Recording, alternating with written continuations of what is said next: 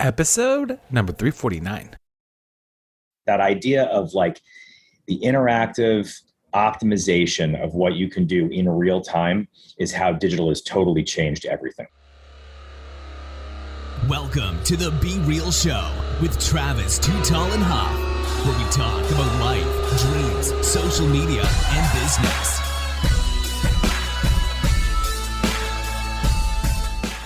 Hello and welcome to the Be Real Show with Travis Too Tall and Huff. Folks, you know your boy is always fired up, ready to bring you a little fuego in your day, night, weekend, or whenever the heck you're listening to the show today. But I believe after this show, you're going to think about your marketing a little different and the things you can do. And also, obviously, a lot of things that are out there about investing your dollars in media and approaches on advertising have changed over the years I've even been in this. But we're bringing you an actual OG in the game, Mr. Jordan Bitterman. Jordan, are you ready to be real? I am, Travis. Let's get it on. Let's get it on. And so just so you guys know a little bit more about Jordan, 25-year veteran of the advertising industry. When I say OG, I mean OG. And we were talking, like I do a lot of our guests that are in the advertising and marketing space, many things have stayed the same. Many things are a lot different. And so Mr. Jordan has, worked in a variety of different careers in the agencies, especially the advertising agency business. And now he is the chief marketing officer at TripleLift, which I love that name too. I'm going to get into why you call it TripleLift. I like that. But basically, now you're helping people of all different levels, as well as basically being able to be there for your family. You're basically an entrepreneur now, like all of us. And you're doing it at big scale because you've been on Inc. 500, Inc. 5000, some of the best places to work, and which has got to be an excellent acumen as well, because as we know, happy employees, happy workspace is something special about that doesn't even equate to money. And seeing your team grow and watching them happy and knowing that you're providing for them. But take me back into your story, Jordan. When you were in college or high school and stuff, were you always into kind of marketing, advertising, kind of interested in art, things like that? No, I was into baseball and football and baseball cards. And nice, my man. There we go. I wanted to be a broadcaster and like call Mets games and whatnot. And went to college, and I was never a great student. And about, I guess it was like late sophomore year, I took a class, Introduction to Marketing. Gotcha. And I loved it. I loved this class. And I remember walking out after the class was over. It was like, springtime or early summer, whatever, with my buddies. And I was like, if I could do that for the rest of my life, I'll be happy. Like, it was the first time I felt that, it wasn't like biology or economics, which I wasn't good at. I was good at this, or at least I thought I might be good at this. And that's when I started to know. I started to know in college after that Introduction to Marketing class. So then you went heavy up, obviously probably pivoted towards the marketing emphasis at that point and decided to go. That was when my sweet spot was, when we could get into all those marketing classes, even though I didn't like the statistics and some of the ones that they same. A lot of people don't realize that marketing and business is a lot more than just, it's a lot of statistics and research and, reviews and, a lot of like numbers. You got to like numbers to be in marketing. That is for sure. Yeah. And even if you get into the agency business, you're talking CPMs and all these different reach frequencies back in the day. I mean, it was a lot of numbers once you get into the advertising, media buying and things like that. And people never thought about that. But the beauty also of this industry is we could be chopping it up, Mr. Jordan, and we could create a TV commercial or a YouTube video now or something like that, TikTok ad. And not only could it go viral, but it could actually really work for you. And that it could bring you not only awareness, efficiency, but business. And you can do it now at scale. I mean, all different types of brands can do these things now. You aren't limited to just $1 million budgets. Everyone's got a damn content creation machine in this little iPhone in our hands. Yeah. And you can literally, now you can do a lot more in the space of marketing and advertising due to the vehicles of Facebook ads and, YouTube videos and things like that we didn't have even when I was, getting started in 2005. I mean, but Travis, like the thing, even before social, the thing that I moved into digital, I think it was 1998. So I had started out in traditional because that's really all there was. Right. And, went into digital. And one of the first ad campaigns that I worked on the guy on the creative team, it was for Lego, and I think it was for Mindstorms. I don't know if you know Lego Mindstorms, but basically this is a product that you can program. You can program the Lego, program a robot to move through, a maze or whatever. Right. And we created a banner ad. Our creative team created a banner ad that actually allowed you to program the robot in the banner to move through the maze. And I had this moment early on in digital where I was like, so is that marketing? Is that a product demo? Like, what is that? That's the power of digital, whether it's social or whether it's mobile or whether it's content. You have the ability to break down those walls, and it's not just about a great piece of creative, and there's plenty of great creative that's in the traditional world, but in digital you can do so much more, and that kind of interactivity it's special in this category. Yeah, it's like a focus group. Back in the day, you totally. Yeah. Group. Now you can run a test ad. That's a focus group. Who's engaging with the ad? Who's completing the ad? And then no one's touching the ad. Okay, people don't care about this thing. Oh, tons of people are touching this ad and they want more. Hey, we can scale this thing up, and you can instantly do that now so easily. But many times, obviously, marketers sometimes think all or none. Unfortunately, like they don't think of. Like I always think now is like everything in marketing is a kind of a test. It's like you're like Gary Vee. He's always testing shit, throwing it against the wall, testing it. If it sticks, he runs with it, pivots it out until he kind of drags the horse till it's done. And then he's already feeding the next horse. You know what I mean? And so it's kind of one of those things that, most people back in the day, like when I was in media, it was, hey, we're planning the quarter, we're planning the year. And some of that stuff does work, obviously, in traditional, but it's a lot not doesn't work, And so, how have you seen it change? In your years, obviously, or to scale up to today. I mean, it's just insane how it's changed. Yeah, I mean, there was the way I look at digital advertising, and I have for many years, is that, and I'm sure a lot of your guests feel the exact same way, is that back in the day when it was print or television, you created the ad, you trafficked the ad, and your job basically stopped, right? Maybe you had to do a couple like post analyses just to see if it performed or whatever. Now, as soon as that ad goes live, that's actually when the job begins, right? Because then you have to engage your audiences, or you have to optimize the campaign. You have to, as you were saying before, get all the data and figure out what's working, what's not working. Have that both affect what you're doing in the moment with that ad or that campaign, and have it affect what you do 6-12 months from now. Have it affect what you do with your product, because advertising can tell you so much about your product. And that wasn't the case back in the day. Yeah, you could do some sort of like a research project or something, but that idea of like the interactive optimization of what you can do in real time is how digital has totally changed everything. It's amazing. It's truly amazing when you say it like that, because it's one of those things that if you don't embrace it, you're just missing. You're just completely missing the ball, especially as we're in 2021 and still brands haven't completely embraced digital or even social engagement. You see them posting and it's like tons of people are asking questions, and why don't you have people to engage? I don't get it. Like, I even just soft touch things, you build so much loyalty. We've even seen in our 12 years of running our social agency of just engaging back and thanking people. And if they're frustrated, letting them know, hey, we're going to be in touch with you. We got the bosses on the line. We got the owners calling you soon, and making them feel like they're a valid, I remember doing that too on Twitter on American Airlines, and shout out to American Airlines on Twitter. If you got a problem, go there, because I literally tweeted them before I even got to the aisle of where you're supposed to stand to customer service to reroute flights and stuff. They have those little hubs in there. Right. I had my flight changed, and they had it all fixed in like 3-5 minutes. It was insane. Yeah. Walking through the airport, like I was walking to the line, I was kind of like, I'm going to go on American Airlines and just figure this thing out. And it means some of these companies are that adaptive where they can make a customer service change to your flight through Twitter. It's insane when you really think about that. So take us to now with TripleLift. What are the challenges, and tell us a little bit about like kind of the brands and businesses maybe, or people. What are you guys doing? Tell us a little bit about how you're helping people. Yeah, I'll start with that. So I'm sure a lot of your listeners know the programmatic space pretty well, but for those who don't, We're an SSP, a supply side platform.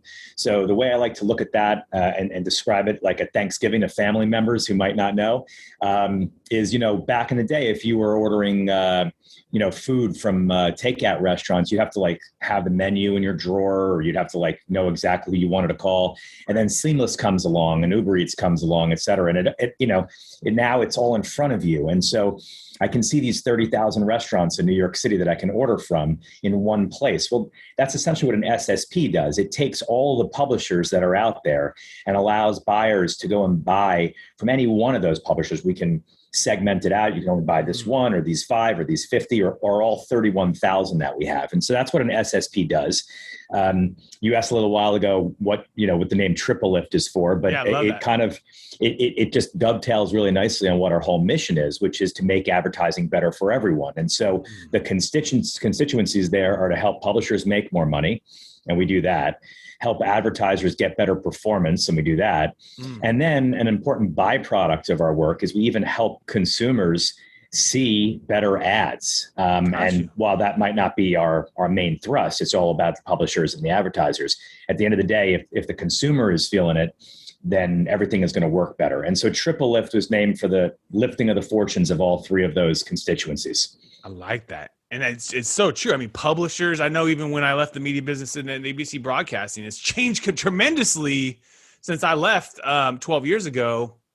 And they have to find new ways and more ways to monetize their content because they're putting a lot of it out for free. I know the news. I mean, the local public news is literally giving you this stuff for free. And I remember seeing the PG&E and just the local one, it was $38,000. It's like, oh my God, that's just the PG&E bill to run this place. So just to run it, let alone the news talent and anchors and fees and insurances and all that, and so you just think about it. They got to find ways to monetize. And I remember thinking about that as well as also on the other side that when I was sitting, this is 2009, guys, this is a while ago. There's got to be something like what you guys are going to be doing coming along where I think we were seeing something like Spot Runner or something like that, where I don't know if you remember that, where it was kind of like you could place your own TV ads. Oh yeah. That's right. And it was from Comcast. I think Comcast bought them or something like that. They integrated it in, I believe, at some point. But it was called Spot Runner, I believe. And I remember hearing about it because it was in around 2009 time, and you could basically buy your own TV ads, and it was a way of kind of somewhat doing what. And I thought, wow, everyone should be doing this. All the publisher, everyone should be getting in on this and getting money from nationwide buys and nationwide buyers that want to buy your market, but they don't even know about you. But now you're in a bigger system, and right. It's kind of like a win for everybody. If you can, you got the eyeballs, they're just sitting there for zero. If you're not charging them anything and you're giving out these ads, for free, basically, to your current customers, when there's maybe people that are nationwide advertisers that want to be on there that just don't know about your little newspaper or your, and it's, so that's what you guys solved. You literally solved that problem for them. Yeah, and connected TV, which is the category that you're talking about, Spot Runner and the companies that are around that time were probably a little bit too early in the game because the infrastructure wasn't built out, but the idea was dead on. Right. And that's what we and a number of other companies in the industry do. And we do it for display ads. We do it for what's known as native ads, which is really what we became famous for. And we also do it for video ads, including CTV. Nice. And CTV is where the coming battle is for the ad industry. Dollars are going to be shifting. They already are shifting from television into connected television. And that Spot Runner thesis will probably come true in the next 3 to 5 years. Got you. Yeah, it makes total. It was also that they were overpricing everything because I would look at what they were charging my own stuff for because I would create my own campaigns and I would see what they were charging for so it was a big arbitrage. They'd be charging $200 while I could sell it for $50. You know what I mean? It was there was an arbitrage there where I think that arbitrage, as long as it's more transparent and it's more affordable. And like you said, it's the times now. We're talking about, the internet's just sped up now, and it's incredible. I think that is so connected TV, y'all. Get to know the term as an advertiser from an OG, but I feel it. You see the Roku, you see all these different devices that are connected, not through a Comcast or not through, but you got to run ads to these people. You got to find ways to run ads to them. Absolutely, that's where we are. You're there, I'm there, we're all there. I love that, my man. So, what types of brands do you feel really synergize or work the best with you guys? Who do you feel like is I know you're monetizing it. So if you're a publisher, y'all, please check them out. Did you have a way of obviously signing up to become a publisher on the platform? Yeah, just go to TripleLift.com and there's a place right there to do it. We work with, as I said before, we work with 31,000 different websites. And we work with all 100 of the Ad Age 100 advertisers. Gotcha. And then there's a whole long tail from there. So we work with, thousands and thousands of advertisers, both brands and agencies. And that's really what's going on right now, is that you see dollars shifting. And it happened in a very meaningful way during the pandemic. Dollars went to two places. I call them the two Ps. They went to platforms, the Facebooks, the Googles, the Twitters, et cetera. And obviously dollars were going to both these places before that, but they really accelerated during the pandemic. And the other P is programmatic. And the reason why this happened is because agencies and brands needed to do more with less. They were cutting back on their staff. But at the same time, they were spending, in certain cases, the same amount of money, the same budgets in 2020 that they probably went in with, even though there was a blip there for a few months. Right. And so how do you do that? How do you spend that money efficiently? You spend it on the platforms and you spend it on programmatic. And those are the two Ps that are really driving the entire growth in the advertising industry right now. And I would say, if you guys are not an agency and not on a platform like, TripleLift, you need to get with it, because especially if you're an agency, this is literally the future. Do you see you guys, connecting more types of devices, if you want to call it the end consumer, at some point to the platform as that evolves as well? Absolutely. So we were a company that started out native. It was all web, just desktop and mobile. Right. That started to include video products as well. And now we have an entire connected TV team. And what's super interesting about this, Travis, is that our CTV offering is a little bit different than a lot of the other companies in programmatic. We can run spots like the spots that run inside your favorite shows as an adjacency, 30 seconds, 15 seconds, et cetera. No problem. We've got that. We do that. Everybody does that. Right. But in addition to that, we do something called advanced advertising integrations. And so think about this for a second. You were talking about SpotRunner before. We're able to go inside the programming itself. So instead of running a 15-second spot between the breaks, what if you were running, you're a sports fan, so those ads that run behind home plate and they shift every half inning? Got you. We can do that inside any type of programming. And so we're working with the showrunners, we're working with the major CTV platforms to integrate that advertising in there. And eventually, even though it's already there to do this at scale, eventually you'll be able to buy those types of insertions programmatically. Wow. Based on the audience, based on the programming, based on the moment in the program that you want to be. Wow. And that'll just be, that's going to be a total game changer in the industry. And that's what we're building out right now. And that's a really exciting next chapter in our company's history. I love that. It's crazy. I was talking to Tyler, who is one of the head guys that works with Gary Vee. And he brought something interesting to me too. I was like, he's in it.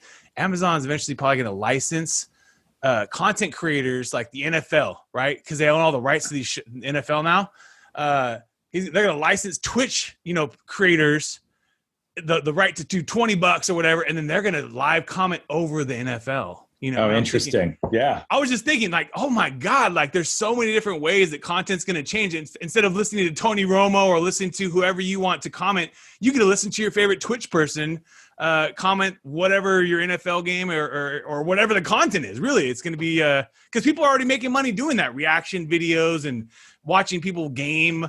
But dude, that is incredible. Programmatic, ads, basically, like if I was drinking this thing, you could put your ad here, maybe possibly, and it could be a different ad. That's a perfect use case for it. Like we can put, if there's a scene, we want to put a beer bottle, we can do that. If there's a place where we want to run a sign in a store, we can do that. So it's, anywhere where you can put anything, we can put it there and make it look like it was shot that way from the start. So instead of pre-production, it's in post-production, and it's a little magic trick that we have as a company that we're super psyched about. Dude, that is epic. Is it already available now, or is that something you're kind of just, wow. Absolutely. Absolutely. That is freaking awesome, dude. So check that out. That is mind-blowing. I always love when I started the show 9 years ago, I never thought it would be where it is today, but I knew that I would be constantly mind-blown by my guests, and that is mind-blowing. That is truly a mind-blowing experience when you think about that at scale, all the past shows, current shows, and I mean the endless amount of opportunity there. At scale. I mean, like you said, it's at the post instead of at pre-production. You can take all the stuff that's already been produced and do it at the end. Beautiful, man. Oh my goodness. I love that. Tasty yum yums. But now, my man, we're about to take you into our top 10. Are you ready? Yeah, let's do it. Let's do it. Apple or Android? Apple. Apple all day. Netflix or YouTube? You know what? It was Netflix. I'm a YouTube TV guy now. And because that's where I get my baseball, it's YouTube TV.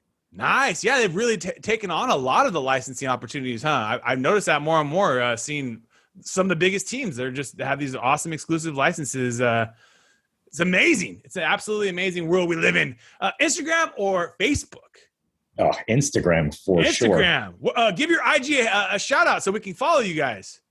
So we're TripleLift HQ, I believe. TripleLift HQ. We'll find that and put in the show notes too, just in case. Cool. A chicken or steak if you're thinking about a good meal.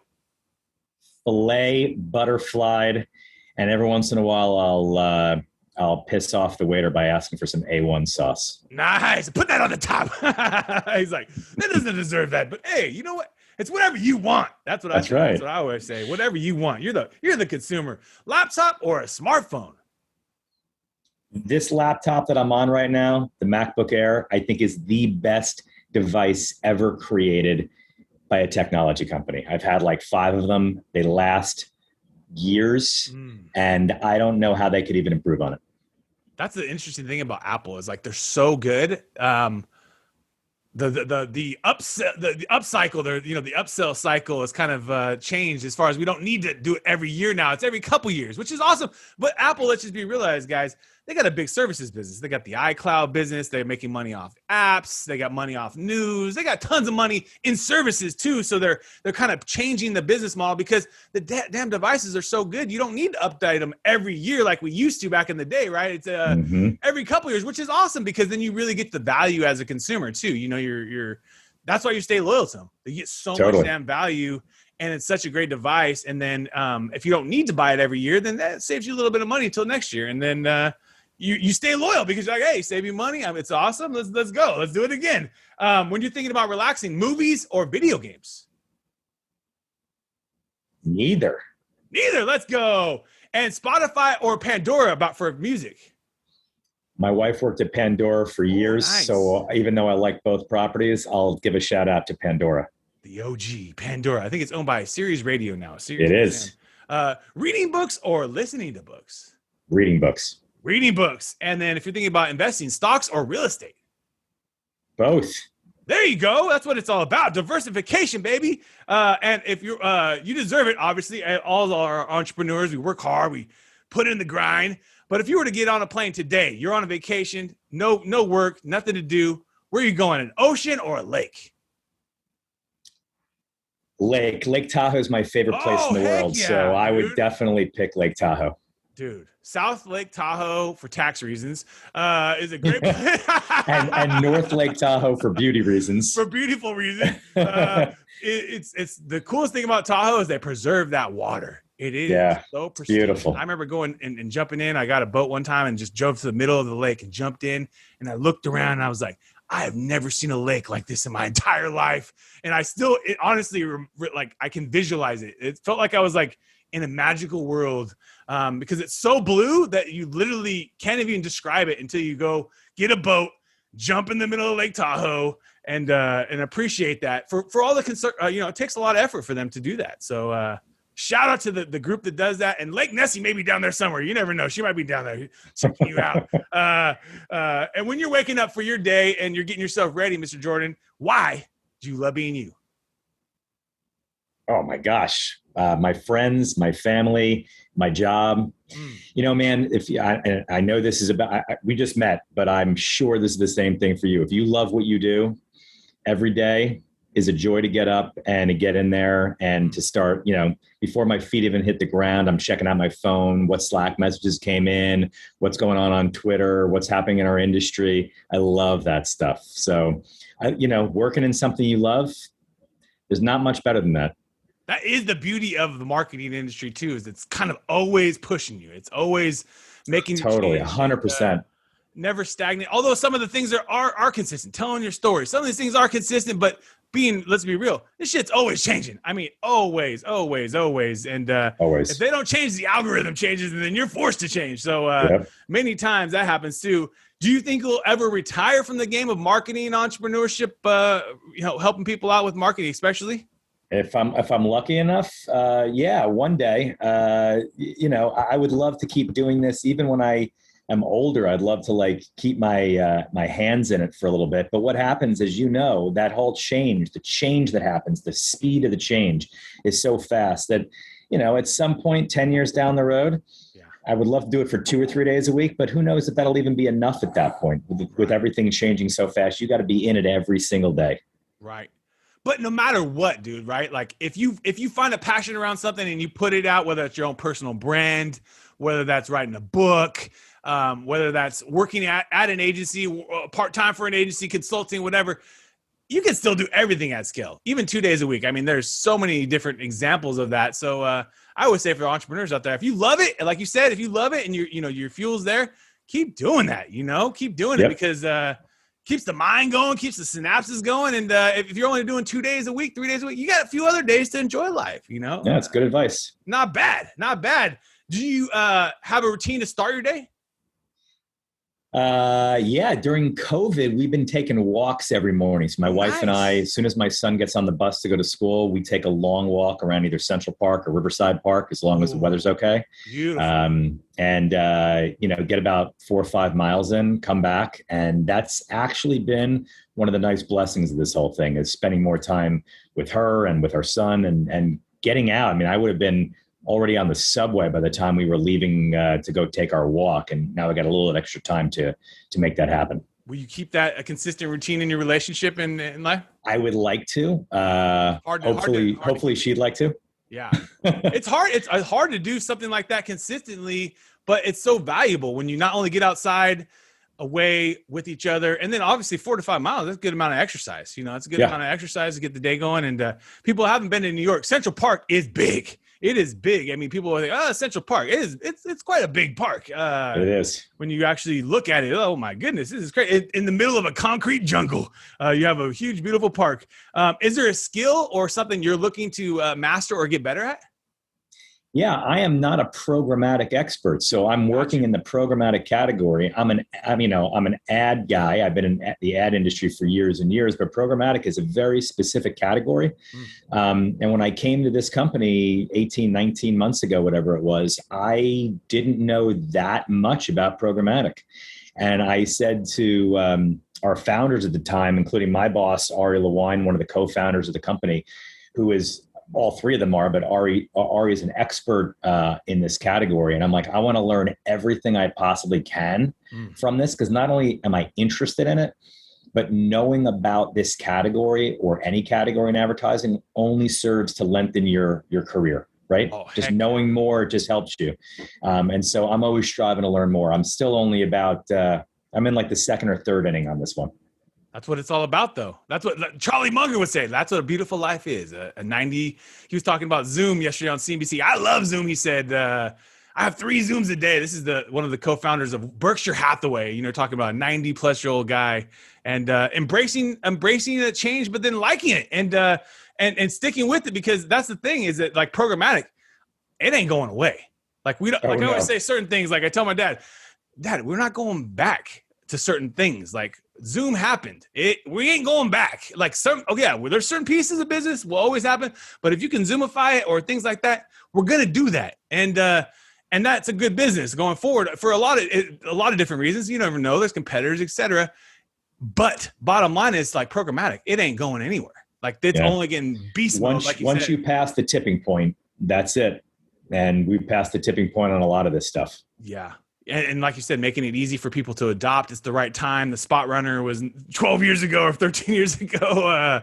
That business is going to be a boom. It's going to be a big one. I like that, my man. Do you have a favorite app or a tool on your phone that you enjoy using? My favorite app. You know what? I have loved Pocket. I don't use it enough. It's a great one. I don't use Pocket nearly enough, but I've liked Pocket. I'm just looking at my phone right now to give you maybe another one. Yeah, I guess that's the one that I probably. Oh, and you know what? I got to also say, I know this is mixed for a lot of people. I love Slack. I love Slack. I'm on Slack all day long. I enjoy being on Slack. So yeah. It's the best way to stay in touch with your team and in a real-time manner. Let's just be real. Email is it's clunky compared to when you get on Slack, especially when you got a lot of different people contributing and things like that, instead of forward emails and this and that, CCC and this and that, BCC. Slack is just so much easier. And many people are working in different time zones and all different things. And so I've seen so much efficiency with Slack, and totally probably great collaboration tool. Probably one of the best tools in the last 10 years to actually, not only be out there, but really provide a lot of value for entrepreneurs and people that are having success in their life. If you could chop it up to a lovely filet dinner, flayed up and chopped up with a little bit of A1 on the side, with anyone in the world, who would you want to sit down with tonight? My idol, I've seen him 78 times in concert, is Bruce Springsteen. Oh, shit. I would 78 times. The legend. 78 times. So I would sit down and have dinner with Bruce Springsteen, no doubt. Wow. And Bruce Springsteen and President Obama have a podcast.